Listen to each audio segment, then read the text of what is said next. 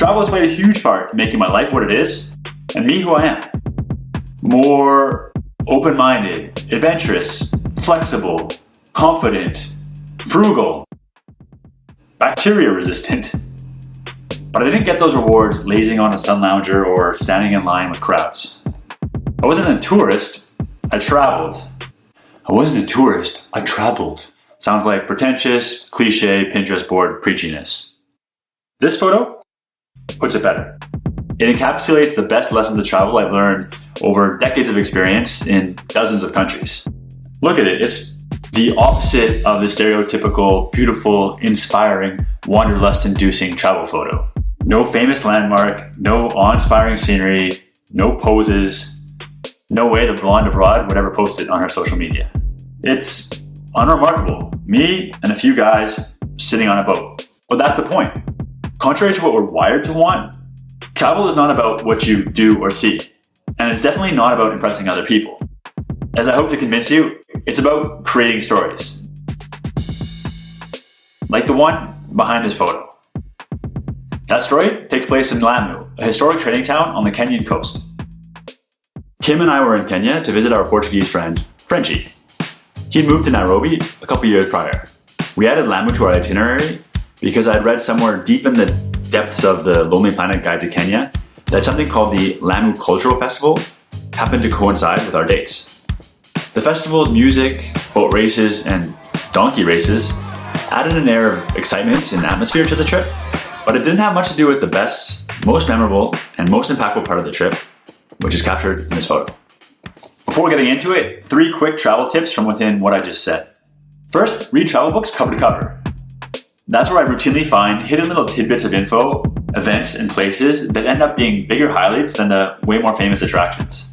Second, plan around special events, especially lesser known ones like the Lamu Cultural Festival, or the Saijo Sake Festival, where Kim and I were among maybe the only 12 non-Japanese people there to enjoy unlimited samples of sake from thousands of choices from all over the country. Or the running of the cows in False, Spain, which leads to the third tip, visit your connections. Oscar, my roommate for only a few months in 2014, was the one who took us to see this running of the cows. Back when we were roommates, we got along, but we were never good buddies, and we completely lost touch when I moved out and he moved back to Spain. But I remember that he raved about his hometown, Carcar, and the area around it. So when Kim and I happened to be in Valencia, Spain in 2019 for a few months, I reached out to him.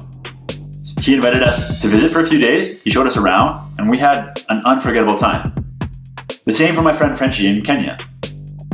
So whether it's an ex-roommate, distant cousin, friend of a friend, or just some random who you met once and said, come visit me sometime, if you have a potential host, make the most of it. This ties to many of the other travel lessons encapsulated in the story of this photo. So let's get back to it. The story started when we met Jawad, the guy in the back of the photo. He's in his early 20s and his hair is colored a rusty red because he douses it with a cup of coconut oil every day. He says that somehow this causes the sun to react with it and bleach it. So my hair is greasy in that photo as well because he convinced me to try.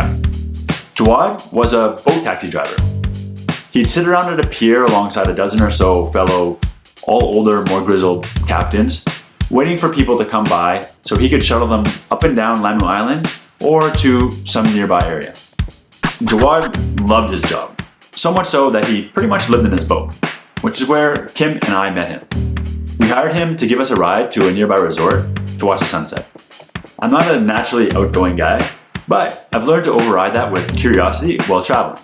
So during the ride, rather than admire the scenery or chit-chat with Kim, I pestered Jawad with a bunch of questions. What's the meaning of your boat's name, Naku? Where's the furthest you've ever taken it? Where's your favorite place in town to get a snack? How come your hair's that color? Somehow, our personalities clicked well enough that by the end of the 10-minute or so ride, I had his number and plans for adventure. Let's pause here for a takeaway. Unforgettable travel experiences are all about the story. So, like all great stories, they need interesting characters. Actively seek them out and give them as much depth as possible by trying to get to know them rather than stereotyping them or shafting them with bit parts like, this guy hidden behind the pole in the photo. But characters don't have to be locals that you meet. They can be family members, like my cousin Blair and my brother Adrian in our trip through Southeast Asia in 2008. To spice up our story, we gave ourselves alter egos, the Power Brothers, Max, Austin, and Super. New friends like David and Desiree. We met them in Namibia when we helped them fix a flat tire. Then we had a barbecue together. When we parted ways, they said, come visit sometime when you're in the area. So we did. We visited them in Sevilla, Spain, and they gave us an amazing tour of the city and the surrounding area. For example, they took us to the farm of this one guy who rescued a specific breed of pig from extinction and now breeds it to make the most expensive jamón ibérico in the world. You get the idea. Now, back to the story in the picture. Jawad sold us on going with him in his boat on a snorkeling adventure the next day after we met him.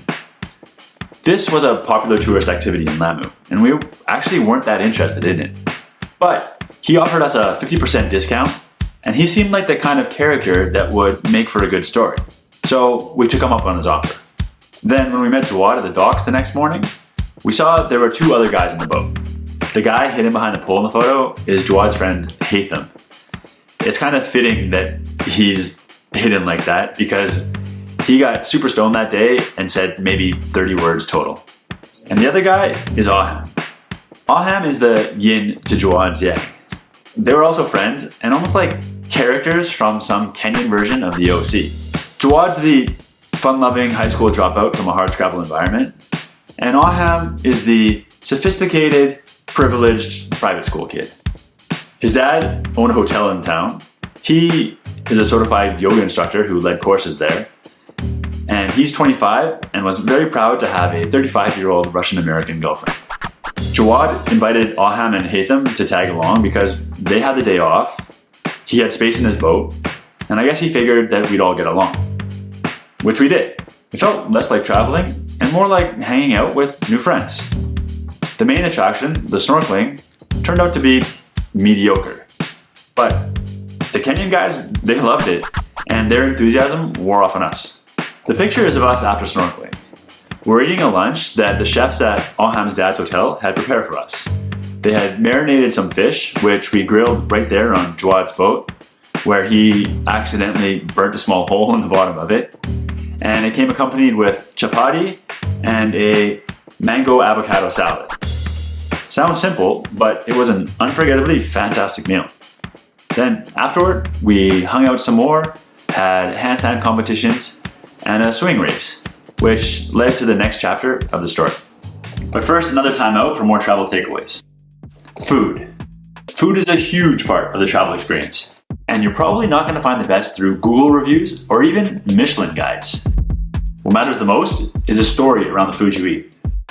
Takeaway 2, a mediocre activity with extraordinary people beats an extraordinary activity with mediocre people any day. Takeaway 3, in addition to taking photos, take notes. Our trip to Lamu was 5 years ago, but because I keep a log of everything I do, I have details that rekindle memories that otherwise would fade away, like many of the details in this story. Jawad loves exercise almost as much as he loves his boat. He taught himself to do the splits in all ways and to do a gymnastics level press to handstand. Since Kim and I love exercise too, Jawad and Aham invited us to join them the next day with a couple other friends to do a workout swim from Lamu Island to Manda Island and back. The next day was our last in Lamu. And Kim and I already had plans. Like, we were gonna go to this must-try eatery in the fancy, artsy, uppity part of the island, Shella. Plus, I hadn't swam more than 100 meters since I retired from my competitive swimming career at the age of 11. But doing the comfortable and popular thing rarely makes for a good story. So I agreed. Kim didn't, but that's because she's legitimately not a strong enough swimmer. And that kind of danger is not the type of discomfort you want for making a good travel story. Some quick travel takeaways. Forget the FOMO of feeling the need to hit all the major attractions wherever you travel. Move instead. Miss out on purpose. Second, plan on your plan, not going according to plan. Those are actually words from Morgan Housel's book, The Psychology of Money. but they apply equally well to travel. This is supported by some research I found on what makes the best travel experiences. Unexpected surprises. I guess that's not the most surprising discovery, but for some reason, people reduce their chances of having such surprises by planning way too much and sticking way too hard to those plans. Third, wherever you go, look for people who share the same passions as you. Outdoor fitness is a big one for me, but it could be anything. In fact, the more esoteric, the better. And fourth, make mini missions. Our swim to Manda Island and back is one example. Another example, Kim and I wanted to find the best sunset view of Shelly. So we wandered through the back streets and up some sand dunes behind town to take this picture. So I joined the swim. The others that joined us were a French couple that owned another hotel. And it was fun. It was a challenge. It was a good workout and it was memorable. Kim caught up with us afterward. We said our goodbyes, we packed up, and we flew out. The end. That's it? Yep. So you may be wondering, how the heck can I create a similar experience? You can't. You gotta create your own. Easy for me to say, right? I'm an experienced, adventurous, low-fuss, confident traveler who has a pretty easy time making friends on the road. Well, that's the thing. The beauty of travel versus tourism is it gives you the chance to break away from your regular identity and your regular life to experiment with being someone different. If you push yourself to do so and apply some of these tips that I shared, you will connect with characters and experience stories like I did in Lamu. Then you will come home slightly changed, and that character transformation is what makes a story a great one. And that's how to travel. Not just how to travel, how to do everything in life. So subscribe and watch this next video for more transformative ideas and adventures.